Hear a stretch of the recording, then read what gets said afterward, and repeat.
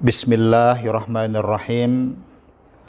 Assalamualaikum warahmatullahi wabarakatuh. Alhamdulillahirabbil alamin. Wassalatu wassalamu ala sayyidil mursalin wa ala alihi wa sahbihi ajmain. Yang sama kita hormati dan kita muliakan Bapak Dr. Haji Rahmat Shah. Alhamdulillah. Bagaimana? Assalamualaikum warahmatullahi wabarakatuh. Waalaikumsalam warahmatullahi wabarakatuh. Alhamdulillah, Bapak Ibu, sahabat dan saudaraku yang dimuliakan Allah Subhanahu wa taala. Pada kesempatan yang berbahagia ini, alhamdulillah saya berkesempatan dapat berkunjung dan bersilaturahim, membangun ukhuwah persaudaraan dan sekaligus akan berdialog dengan Bapak Dr. Rahmat Shah yang beliau sebenarnya sudah tidak asing lagi bagi kita, khususnya masyarakat Sumatera Utara, masyarakat Indonesia umumnya, bahkan dunia. Alhamdulillah, sebagaimana kita maklumi, Bapak Dr. Haji Rahmat Shah baru-baru ini mendapat anugerah tertinggi dari Bapak Presiden Republik Indonesia, yaitu Bintang Mahaputra Nararya yang sudah disematkan di Istana Negara beberapa waktu yang lalu. Kami sampaikan selamat Pak Dr. Rahmat Shah. Terima kasih. Alhamdulillah atas anugerah tertinggi yang sudah diberikan negara kepada Bapak. Nah, tentunya semua itu diraih dengan kerja keras, cita-cita dan mimpi besar yang sudah beliau lakukan sepanjang hidup beliau. Nah, maka tentu kita sangat berkeinginan pada dialog hari ini, pada kesempatan ini, untuk bisa mendengarkan secara langsung di tengah-tengah kesibukan beliau, tapi kami mendapat kesempatan untuk bisa berdialog yang mudah-mudahan ini menjadi sebuah inspirasi, menjadi sebuah kajian yang akan berguna, terutama bagi generasi-generasi bangsa kita ini, bagaimana ke depan kita bisa meraih kesuksesan, keberhasilan, keteladanan, kebaikan, yang semua itu sesungguhnya merupakan simbol yang melekat pada diri seorang Bapak Dr. Rahmat Shah. Jadi Bapak Ibu, para generasi muda, sahabat dan saudaraku, saya ingin mulai Pak Dr. Rahmat Shah. Pertama, ada sebuah buku yang sudah terbit dan saya pikir Pak Dr. Rahmat Shah sudah membagi buku itu kepada banyak orang dan mungkin kepada para petinggi negara, para pejabat, bahkan kepada siapapun. Dalam buku itu Pak Dr. Rahmat Shah banyak berbicara tentang perjuangan, tentang pengabdian, bahkan tentang pemikiran. Nah, tentu kita ingin mendalami lagi. Sebenarnya Pak Rahmat Shah, kami ingin mendapat langsung info dari Pak Dr. Rahmat Shah. Ini bukunya Pak Rahmat Shah ya. Sebenarnya dalam buku itu ada kalimat perjuangan, pengabdian dan pemikiran. Mohon Pak Rahmat Shah bisa berceritalah kepada kami dan kepada media dan bahkan kepada masyarakat Indonesia dan dunia ini tentunya ya.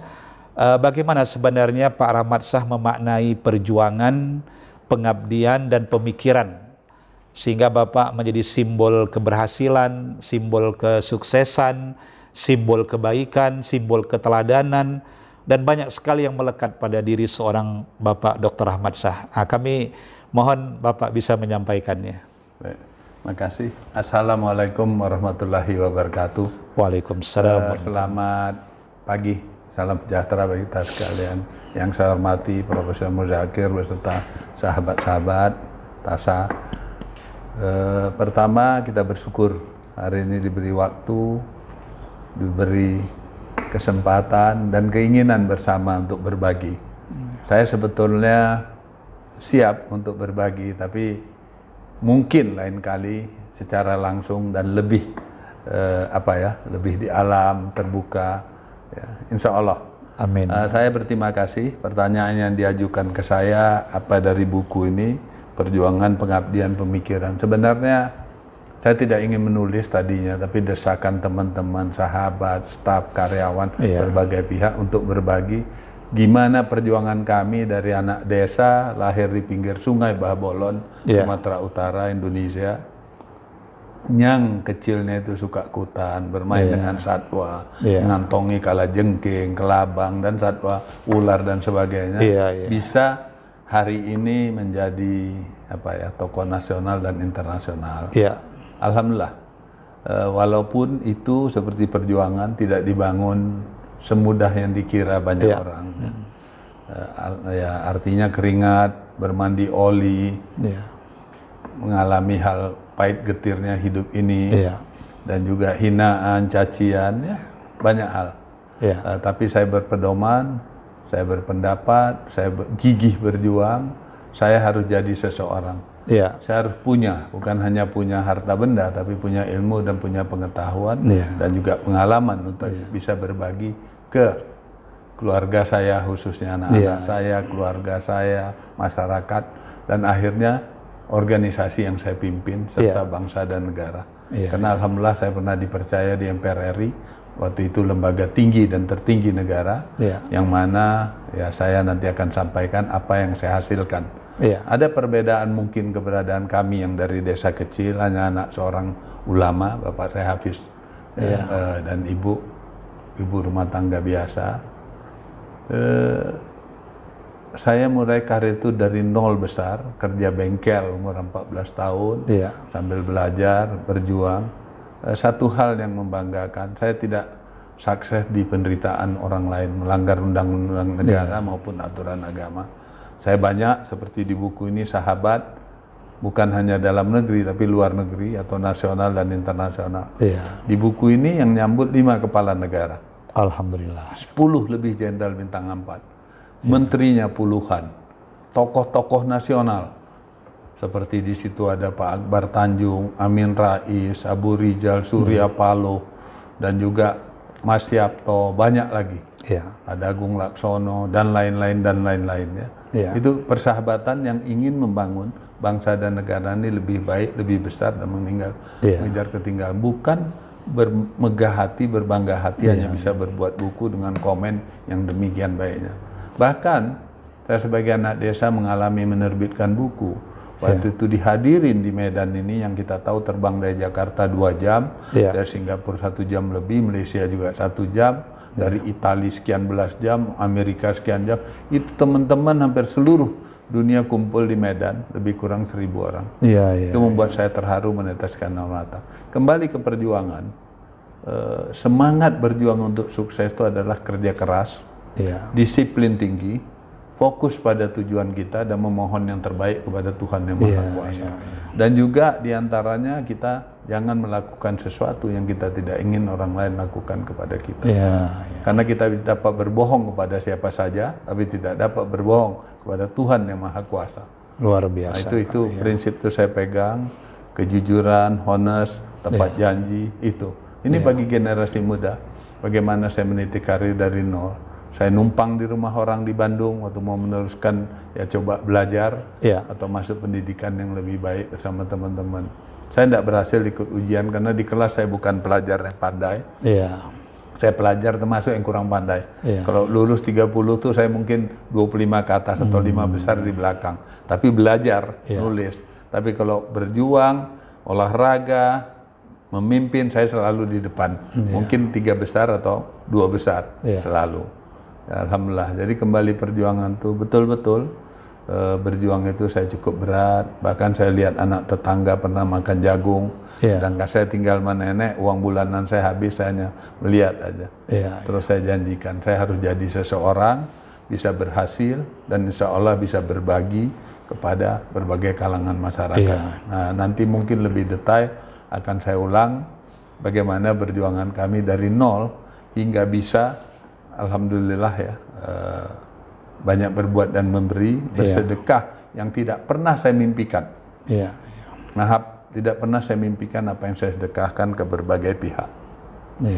Itu yang ingin saya sampaikan, dan ada perkiraan saya berhasil karena begitu banyak teman kepala negara dan lain-lain yang jenderal, yang menteri, yang berbagai kalangan. Di buku ini juga ada ketua Buddha dari agama Buddha, Kristen, Katolik dan sebagainya. Saya tidak ada bisnis sama pemerintah. Kebetulan saya hanya bisnis swasta murni. Kalaupun ada teman, kita saling-saling punya ide, punya semangat kebersamaan, hanya ingin berbuat dan memberi yang terbaik untuk bangsa yang besar ini.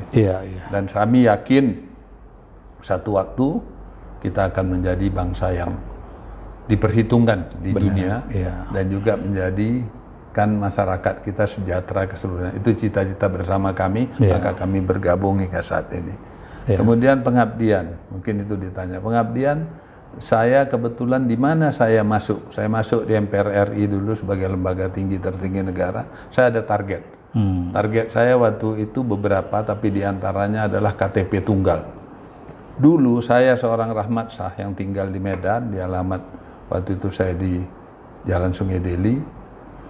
Di Siantar saya ada kendaraan, ada rumah, harus KTP. Di Jakarta harus KTP. Kalimantan saya ada cabang perusahaan KTP. Di Padang. Ini kita ini negara tertib hukum ataupun tertib administrasi, atau kita negara liar. Itu dimanfaatkan oleh penjahat yang sudah berbuat merugikan masyarakat. Minjam bank tanpa bayar karena bisa punya beberapa paspor. Ide itu saya kejar dengan biaya saya sendiri, waktu saya sendiri, semangat kebersamaan dengan teman-teman, hingga saya melapor ke Malaysia, saya minta tolong ke Pak Mahathir juga, saya sampaikan niat murni saya ini untuk kebaikan bangsa. Alhamdulillah saat itu di TAP MPR, ketuanya Pak Amin Rais waktu itu di MPR menjadi TAP MPR, dan alhamdulillah akhirnya diwujudkan. Dan saya di-approach untuk ikut, saya ikut memberi. Waktu itu saya udah anggota DPD RI dan MPR RI di Senayan. Saya beri masukan-masukan ke Depdagri yang waktu itu dipimpin oleh Pak Gamawan Fauzi, sahabat kami. Jadi tercipta. Kemudian otonomi daerah, saya ikut membahas, ikut menandatangani. Karena tanpa otonomi daerah yang baik, bangsa yang besar ini yang kita tahu kita belasan ribu pulau, juga keberadaan Aceh sebagai negara provinsi beda, Papua dan juga Jogja. Jadi kita otonomi daerah dan otonomi daerah khusus atau istimewa. Itu juga saya ikut membahas, dan beberapa hal penting lainnya yang saya rasa bermanfaat ya. Jadi saya masuk di satu organisasi atau bidang atau lembaga bukan untuk kepentingan saya udah settle, saya ingin berbuat dan memberi lebih besar lagi. Itu perjuangan, pengabdian, dan banyak lagi. Alhamdulillah dikasih mimpin karate, saya buktikan putra-putri kita tuh semangatnya luar biasa, kemampuannya luar biasa, dan kepiawaiannya. Tapi dengan dididik, dilatih, dan ada keberlanjutan masa depan dia. Dan karena setiap atlet yang berhasil menaikkan merah putih menjadi juara pertama berarti di negara manapun, itu mereka berhak memilih masa depannya. Sesudah dia selesai dengan karate atau mengabdi sebagai atlet, boleh menjadi PNS, TNI atau Polri, kami support. Dan alhamdulillah sekarang puluhan atlet kita yang udah menjadi perwira, dan itulah mungkin kebanggaan mereka, dan juga mereka anugerahkan ke orang tuanya, keluarganya, dan bangsa dan negara. Dan sekarang banyak kaya, karena satu emas dia naikkan di event internasional waktu dia ikutin program pemerintah ataupun sebagai atlet nasional, itu dapat miliaran. Kami hanya mengantar, dan seluruh biaya operasional pelatihan, kantor ini kami biayai. Sekarang alhamdulillah ada bantuan teman-teman sedikit, tapi tetap nggak mencukupi. Ratusan juta itu per tahun ya, besar, tapi hasilnya tidak ada apa-apa yang kita keluarkan itu. Itu yang saya sampaikan sering, ada kebahagiaan tersendiri. Hanya 2 event merah putih itu bisa berkibar di negara orang lain, Prof. Tidak sembarangan. Satu, kunjungan resmi presiden, kepala negara. Bendera baru berkibar. Kedua, atlet kita berhasil mendapatkan emas atau juara pertama. Karena alhamdulillah puluhan negara kami sudah kibarkan merah putih. Alhamdulillah. Dan itu bisa kita waktu berdiri, mengikuti upacara, mengapakan lagu kebangsaan, semua yang hadir berdiri menghormatin. Suatu kebanggaan itu Pak Rahmat. Kebanggaan, dan itu bisa meneteskan Air mata. Air mata. Ya. Alhamdulillah. Alhamdulillah. Jadi ada hal-hal yang tidak terbeli dengan uang ya.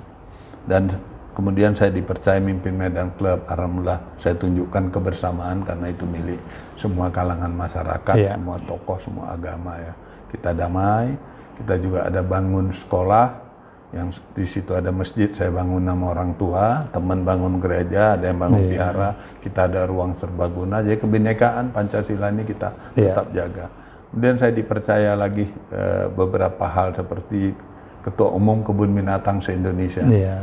Dari semua jabatan, walaupun saya juga dipercaya sebagai Konsul Jenderal Turki untuk Pulau Sumatera, percaya lagi Ketua PMI, tapi saya yang membahagiakan ada Ketua Kebun Binatang se-Indonesia yang alhamdulillah sudah dipercayakan kepada kami lebih kurang 20 tahun. Itu juga dari yang banyak yang tidak ada apa-apa, lembaga konservasi ya, kebun binatang atau taman safari, taman burung dan sebagainya. Sekarang ini diperhitungkan.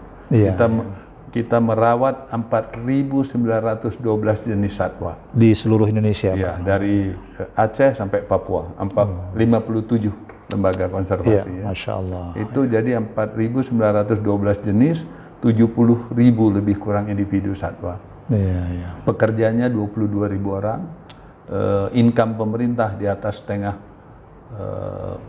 500 miliar kata atau setengah triliun lebih, dan juga yang luar biasa dia adalah sebagai lembaga konservasi, edukasi dan rekreasi yang pasti menjadi tempat hiburan layak, sehat, mendidik dan terjangkau bagi lebih dari 50 juta orang per tahun. Luar biasa. Dan multi efeknya masyarakat sekitar itu dagang apa saja mereka akan berkembang baik dan berhasil baik, seperti hotel, restoran, souvenir, kafe dan lain-lain, sampai jual pecal. Semuanya ada ya Pak Rahmat. Ada dan berkembang multi efek dari keberadaan lembaga konservasi. Dan saya bahagia karena itu diakui menjadi tempat hiburan layak, sehat, mendidik dan terjangkau bagi masyarakat berbagai kalangan. Ya, itu. Jadi kemudian dipercaya Palang Merah, saya buktikan dulu Sumut, saya sering disindir oleh Pak JK, 10-20 kantong darah aja mesti minta kemana-mana. Alhamdulillah, hari ini jarang di bawah 1.000 kantong stok. Sudah surplus ya Pak ya. Dan membangun gedung yang mungkin salah satu terbaik gedung Palang Merah di Indonesia tanpa dibantu pemerintah sama sekali. Di situ kita buktikan dengan bersahabat, banyak teman.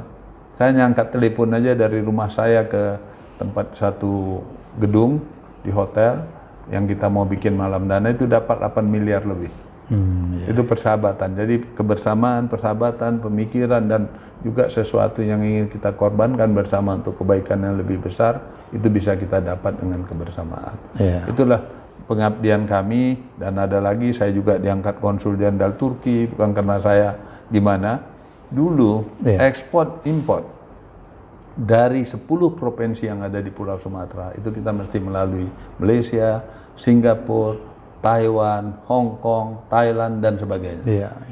Quality control lah, packaging lah, banyak permasalahan. Dan juga kadang-kadang kasihan pengusaha kita yang awam, yang baru tumbuh ya, tidak bisa berkembang dengan baik dengan terlampau memberatkannya aturan atau ketentuan yang tidak dibina, tapi selalu diklaim dan penalti yang merugikan mereka. Setelah saya Konsul Jenderal, kehormatan diangkat untuk Pulau Sumatera, saya rasa hari ini saya ada nanda tangani ekspor impor triliun. Dan saya diharamkan kalau pernah minta $1 aja atau Rp1. Oh, diharamkan Pak Rahmat ya. Saya tidak ada minta. Kantor, fasilitas kita punya sendiri, kendaraan dan semua staf saya yang bayar. Tapi akibat dari hubungan Turki lebih besar, ekspor kita lebih baik, banyak masyarakat yang sejahtera. Dan sejarah Indonesia, khususnya Aceh dengan Turki itu luar biasa.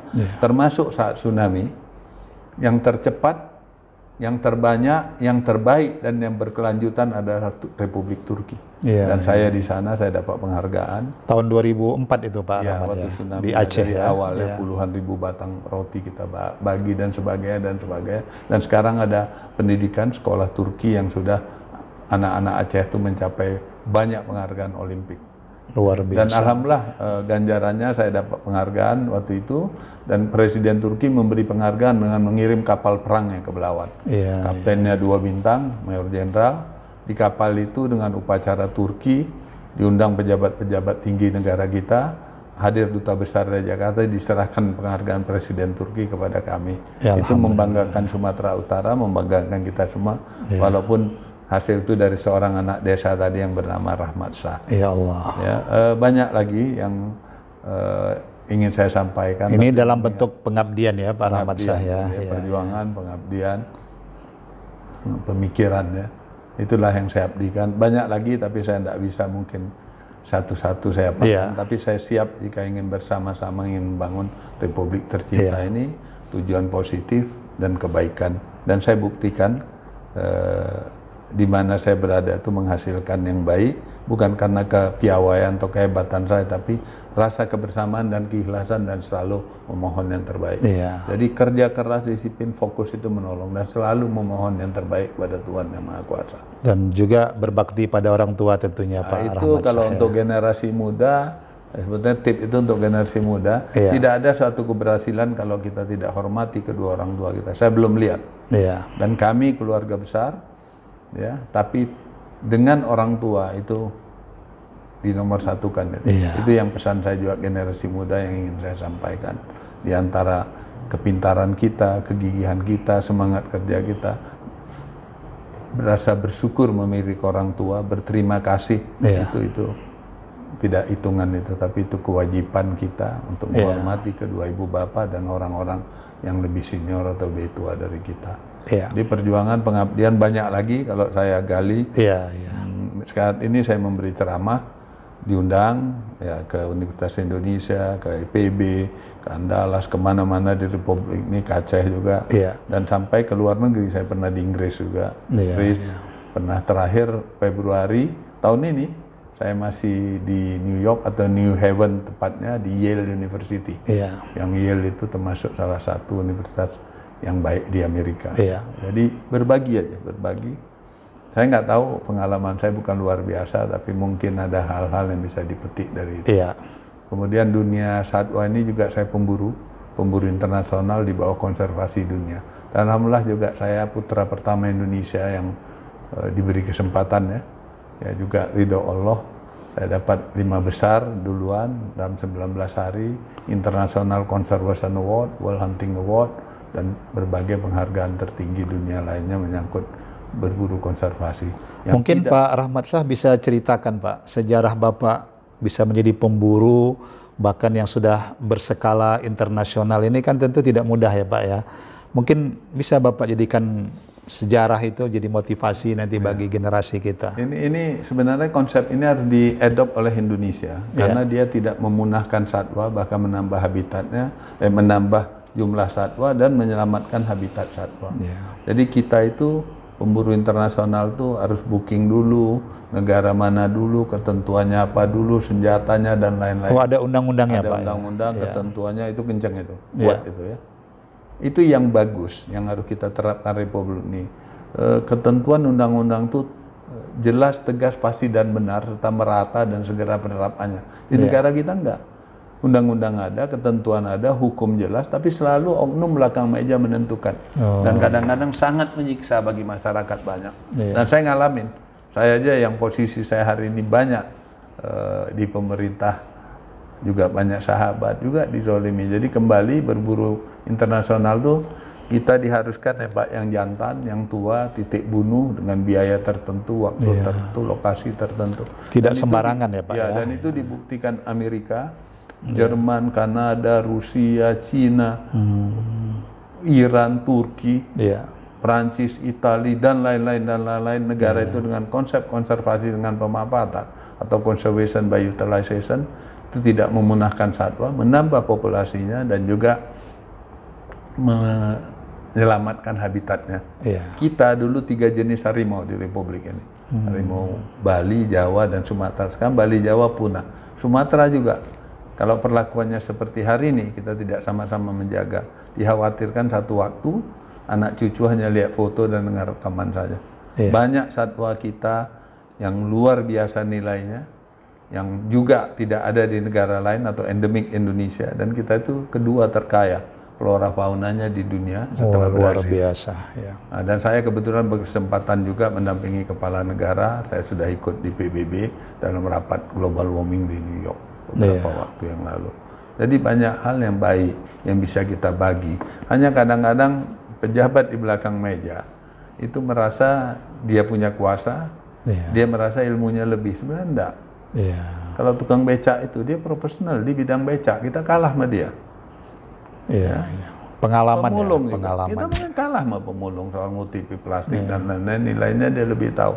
Kita ini mungkin di bidang kita profesional dan lebih baik. Coba bayangkan kalau kita menyadari ini dan mau berbagi. Berbagi tanpa pamrih ya, jangan kita bikin ini untuk nanti kita supply ini untuk jadi kaya, jangan. Jadi kita butuh di negara ini orang-orang kaya, tapi bukan kaya duit, karena banyak orang kaya harta itu untuk dirinya, kelompoknya, keluarganya, partainya, tapi bukan untuk bangsa dan negaranya atau masyarakat yang membutuhkan dari harta. Sebagian dari harta dia itu seperti diajarkan di agama, kewajiban kita berbagi dan memberi kepada yang membutuhkan. Jadi kita butuh orang-orang kaya ilmu, kaya pengetahuan, kaya keinginan berbuat dan memberi, berbagi kepada berbagai lapisan. Luar biasa. Kita butuh orang-orang kaya, jiwanya, semangatnya kaya untuk berbagi dan tahu berhenti. Saya alhamdulillah nggak tahu takdir apa nyampe ke diri saya. Target saya hidup itu misalnya di Juwajari, Allah kasih di sini atau mungkin bahkan di sini ya, saya berhenti.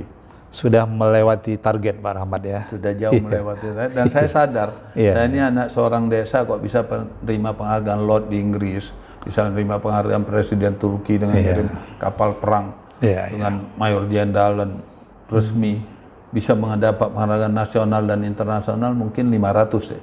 Penghargaan dan appreciation letter dan sebagainya, dan juga bisa dipercaya jadi diplomat yang memilih hak dan kuasa yang istimewa yang nggak pernah kami mimpikan. Nah, itu mungkin doa alam, doa masyarakat, dan juga ya mungkin didikan orang tua yang tidak terlepas dari didikan orang tua. Betul, dan Pak. Berbagi dengan sahabat. Berbagi ya. Jadi kembali perjuangan, pengabdian banyak lagi. Mungkin nanti kita baru pemikiran, perjuangan pengabdian. Ya.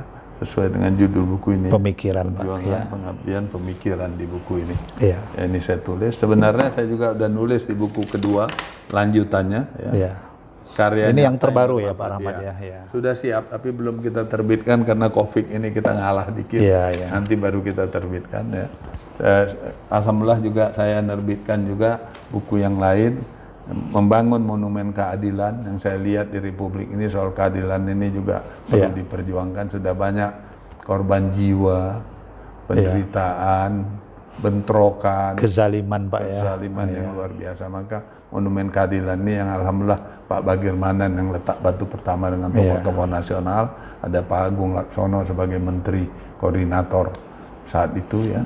Kemudian peresmiannya oleh Pak Mahfud sebagai ketua MK, Pak Irman Gusman sebagai ketua DPD RI dan lain-lain. Jadi banyak yang mendukung dan insya Allah ini tetap berdiri tegar di depan apa kami. Dan juga tadi cerita berburu sedikit, bayangkan putra bangsa yang hanya dari desa bisa menjadi cover dari buku Great Hunter.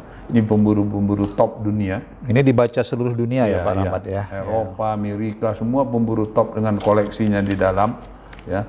Dan ada juga koleksi kita bisa menjadi cover. Ini semua saya yakin bukan karena saya luar biasa, tapi doa orang banyak, bantuan teman-teman, dan jangan pelit dan miskin komunikasi dan informasi. Itu juga salah satu kiat sukses ya. Dan ini saya disuruh angkat sebelum sampai nanti ke pemikiran terakhir dan pesan-pesan ke generasi penerus bangsa. Saya menerbitkan juga buku Kanker Prostat Bukan Vonis Mati.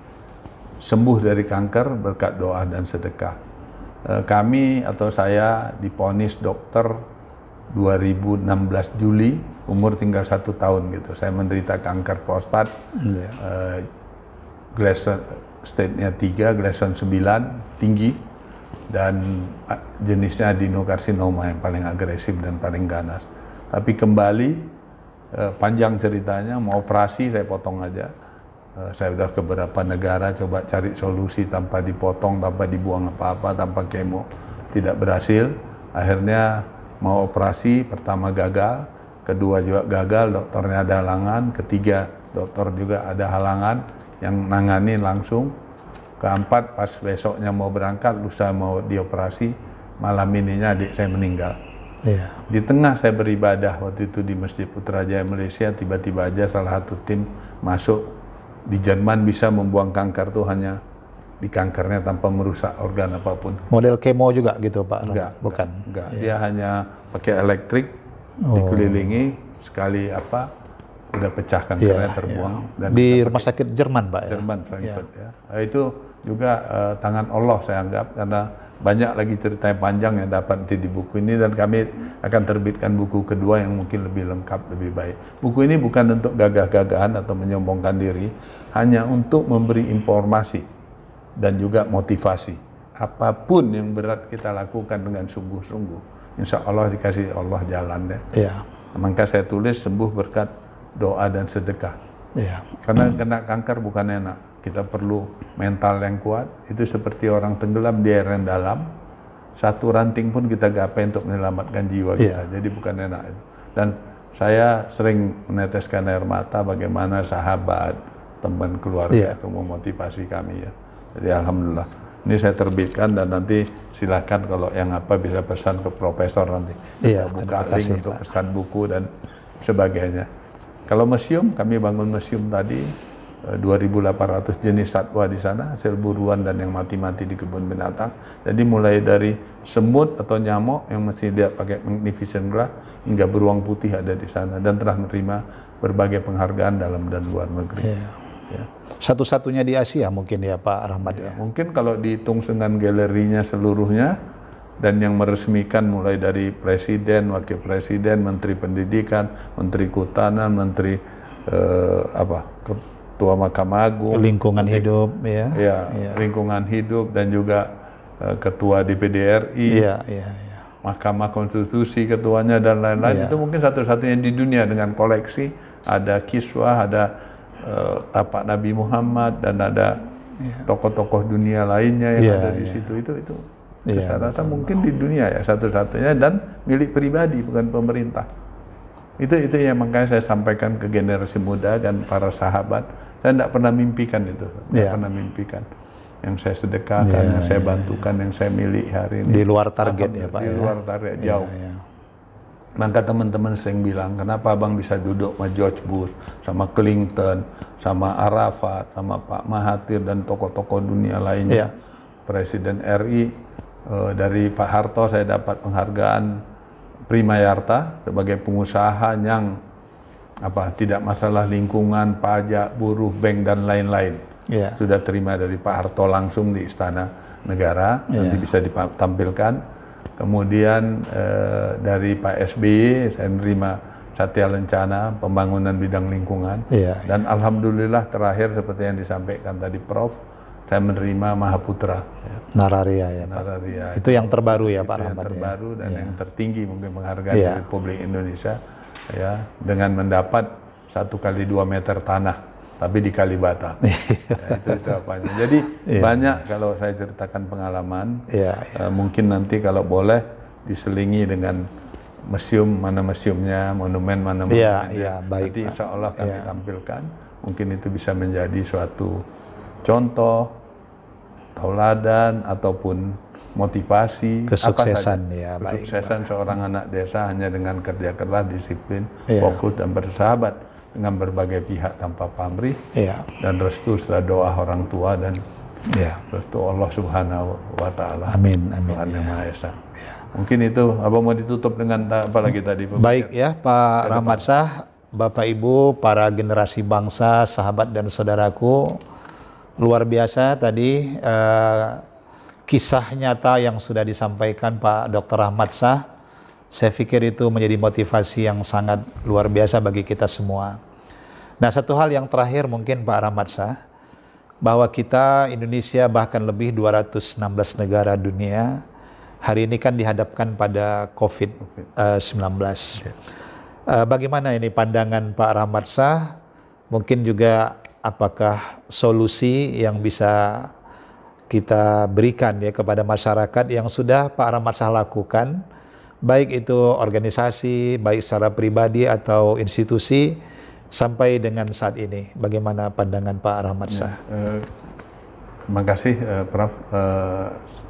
Saya bersyukur juga, saya mendapat kesempatan baru aja berapa menit tadi Pak Yusuf Kala telepon saya, Ketua PMI Pusat, mantan Wakil Presiden, ya, sahabat saya dari muda, dari pengusaha, masalah bagaimana membantu masyarakat. Terus dan memberi lagi fasilitas tambahan untuk Sumut ini karena kita 33 kabupaten kota Bandung. Tapi untuk COVID-19 kebetulan kami banyak bergerak dan melakukan berbagai kegiatan, nanti juga bisa ditampilkan seperti memberi penyuluhan di pasar, ya, karena banyak yang tidak mau pakai masker. Juga di tempat-tempat tertentu, di daerah terpencil, anak-anak bermain apa baiknya. Tapi yang pasti bangsa yang besar ini, semua pihak harus peduli dan mau ikut. Bukan hanya untuk masyarakat atau lain-lain, untuk dirinya, keluarganya, lingkungannya, dia mesti berpikir. Covid ini tidak bisa diperangi oleh satu presiden, satu menteri, satu prof, satu rahmat, tidak bisa. Kita semua disiplin, memakai masker, menjaga jarak, menghindari kerumunan, dan juga mencuci tangan, dan lain-lain yang standar atau protokol kesehatan yang sudah baku. Ditambah lagi pengalaman berbagai daerah. Ya, berbagai daerah itu harus dijalankan, dan kita tokoh-tokoh masyarakat, bukan hanya kami yang di Palang Merah punya tanggung jawab atau kewajiban. Semua kita ayo memberi masukan setidaknya ke diri kita sendiri. Saya ulang, ke keluarga kita, ke kelompok yang kita pimpin, atau perusahaan atau organisasi. Baru bisa kita mengatasi segera COVID-19, virus corona yang berbahaya ini bisa punah atau lenyap dari negeri tercinta. Kalau seperti sekarang menganggap enteng, tidak pakai masker, mesti ditindak, mesti ditegur aparat, kesian itu. Polisi, TNI, Polri, Satpol PP, kasihan kita lihatnya, harus mesti mengingatkan. Padahal nyawanya nyawa kita, kesulitannya kesulit kita, permasalahan kita. Ingat Bapak Ibu sekalian, saudara-saudari sekalian, sebangsa dan setanah air, kalau lihat orang yang terkena positif atau terkonfirmasi, menderitanya luar biasa. Bayangi sendiri hingga meninggal sendiri, bukan dia saja yang tidak bahagia dan pergi meninggalkan kita, tapi bayangkan keluarga yang perih pedihnya itu. Jadi saya mohon sekali, saya harap sekali, jagalah diri kita, keluarga kita, kelompok kita. Yuk sama-sama kita patuhi protokol pemerintah, kita berlaku sesuatu baik dan adil untuk diri kita dan semua. Karena kita satu bisa menularkan ribuan, ratus ribuan dari diri kita. Itu dosa dan neraka. Bantu kami, bantu kita semua, bantu bangsa yang besar ini untuk keluar dari COVID-19. Semoga yang kami berikan, yang kami sampaikan punya makna, dan mohon maaf jika ada berkenan soal COVID tadi. Untuk juga Prof, pesan saya ke generasi muda, ya saya pernah muda, kita pernah muda. Yang saya lihat atau dapati sekarang, dan saya sering ngasih ceramah di universitas ya, dan juga saya lihat kenyataannya generasi muda, penerus bangsa ini tidak bisa ditawar ya. Yang kami pesankan, jangan terlampau suka mengeluh. Jangan mengeluh ya Jangan Pak. mengeluh, jangan jadi pemuda yang cengeng. Saya buktikan, saya bina di karate bisa juara dunia. Karate itu bukan olahraga kebudayaan Indonesia, kita pencak silat. Itu Jepang, kita bisa juara dunia. Berarti kemampuan, kepiawaian, ya, dengan disiplin yang diterapkan, pemuda-pemudi kita luar biasa, bisa bersaing dengan bangsa-bangsa lain. Luar biasa. Jadi jangan suka mengeluh, jangan cengeng, dan juga jangan suka berdalih. Dan juga yang berbahaya adalah kita selain gila harta, ingin lekas kaya, dan yang paling lagi lebih berbahaya meracuni jiwa kita, gila pujian. Semua orang butuh pujian. Kita pakaian bagus, wanita cantik, pengen ke salon, semua pengen pujian. Tapi ada batasnya pujian tuh. Jangan pujian itu menjadi racun ke diri kita, terlena ke masa depan kita, ya terlena. Banyak orang gara-gara gila pujian itu akhirnya tidak bahagia, ya, dan akhirnya menderita, pecah rumah tangga dan sebagainya. Dan pesan kami juga di saat keadaan bangsa dan negara kita begini, dunia begini, dan itu juga prinsip kami dari kami mampu, walaupun belum mampu, itu prinsip. berbuatlah kebaikan sekecil apapun pada siapapun dimanapun kita berada, dengan tidak melakukan sesuatu yang kita tidak ingin orang lain lakukan ke diri kita yang kami sampaikan.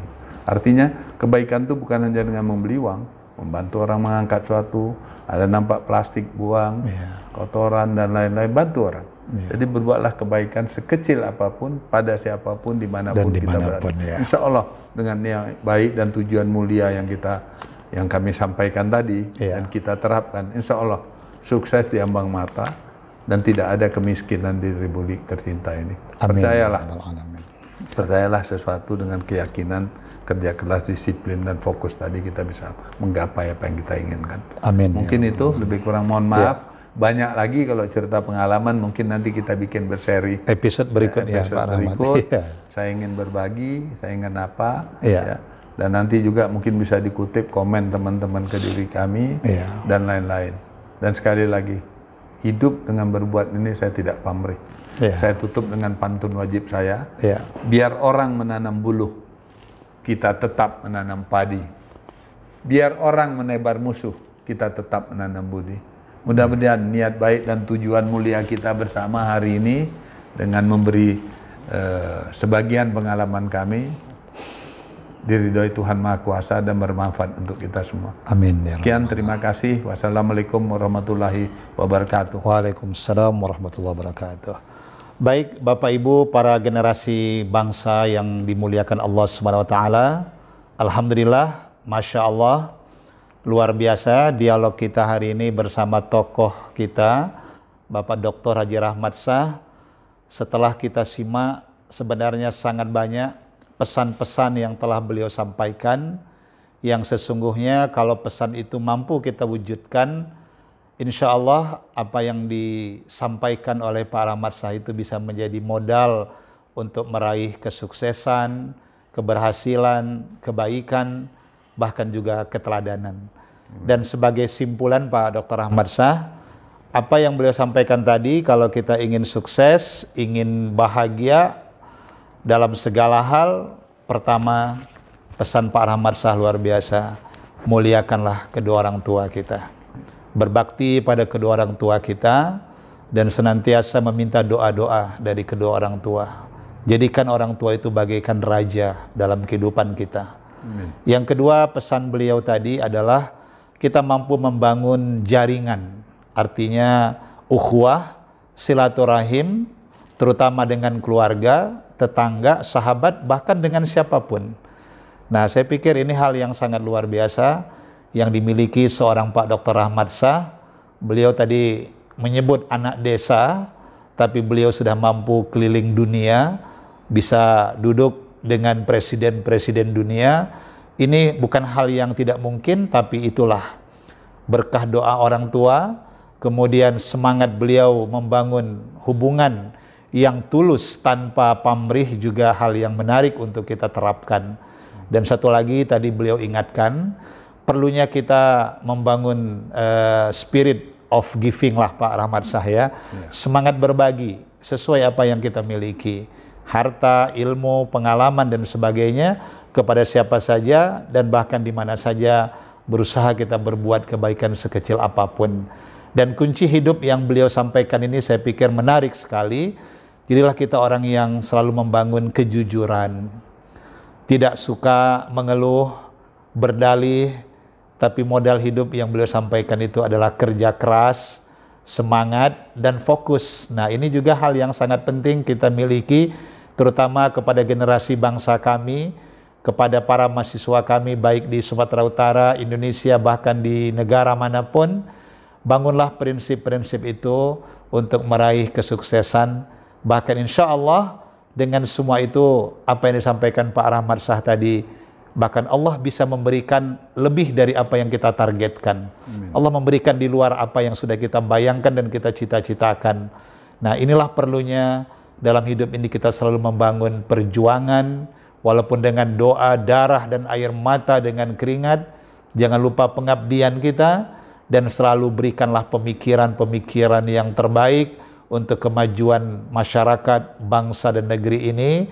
Dan mudah-mudahan apa yang kita bahas pada kajian hari ini menjadi suatu ilmu yang bermanfaat.